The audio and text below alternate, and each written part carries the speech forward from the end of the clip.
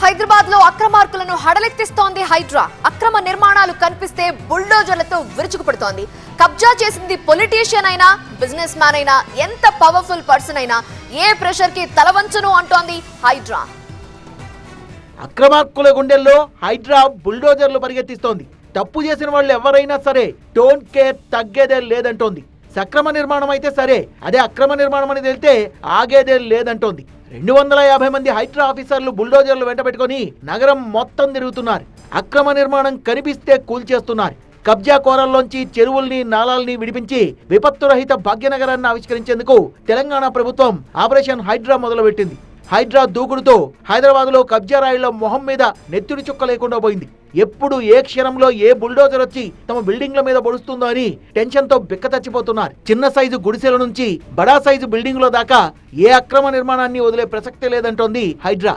పేదోళ్ల బస్తీలైనా, Peddolla Jubilee hills అయినా ఏదైనా మాకు ఒకటే అంటోంది. IVF ఒక అధునాతన సంతానోత్పత్తి చికిత్స. అనేక దంపతులకు తల్లిదండ్రులు కావాలనే వారి కలను నెరవేర్చుకోవడానికి సహాయపడుతుంది. ఈ రోజే OSS ఫర్టిలిటీని సందర్శించండి. గీత దాటితే కూల్చివేతలే అంటూ ఇప్పటికే స్ట్రాంగ్ సిగ్నల్స్ పంపింది.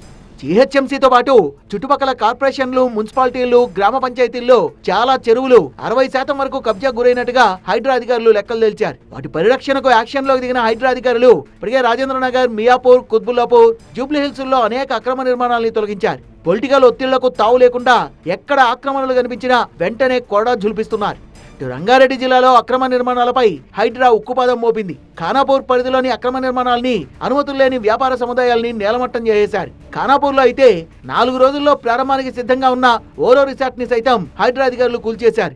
తమకు ఎలాంటి నోటీసులు ఇవ్వకుండా ఎలా కూల్చేస్తారని, కూల్చివేతల కారణంగా లక్షలాది రూపాయలు నష్టపోతున్నామని ఓరో రిసార్ట్ నిర్వాహకులు వాపోతున్నారు. మేము ఇక్కడ రెస్టారెంట్ పెట్టడానికి లీజుకి తీసుకున్నాము. ఒక 2 మంత్స్ ముందే తీసుకున్నాము. రేపు 24కి ఓపెనింగ్ ఉంది. మాకు ఏమీ నోటీస్ లేకుండా, ఇంటిమేషన్ లేకుండా మొత్తం అంతా డెమాలిష్ చేస్తున్నారు.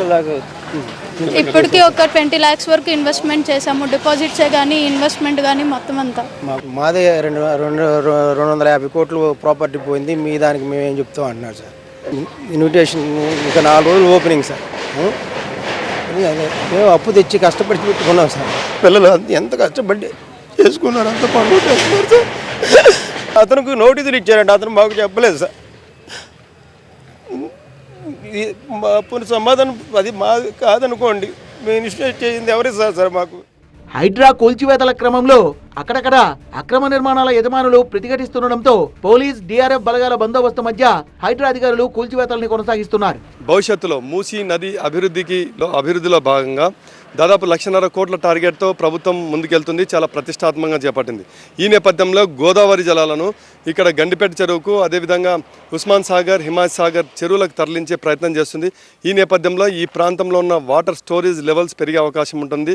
ఇక్కడ ఏదైతే బఫర్ జోన్ కావచ్చు, FTA లెవెల్లో ఉన్న అక్రమ నిర్మాణాలు కావచ్చు, మొత్తం వాటిని నేలమట్టం చేయడమే టార్గెట్గా పెట్టుకుంది. దీనికి ప్లాన్ ప్రకారం హైడ్రా ఆకస్మికంగా దాడి చేసి నేలమట్టం చేయడమే టార్గెట్గా పెట్టుకుని ముందడుగు వేస్తుంది. కెమెరా పర్సన్ రంగాతో లక్ష్మీకాంత్, TV9 హైదరాబాద్.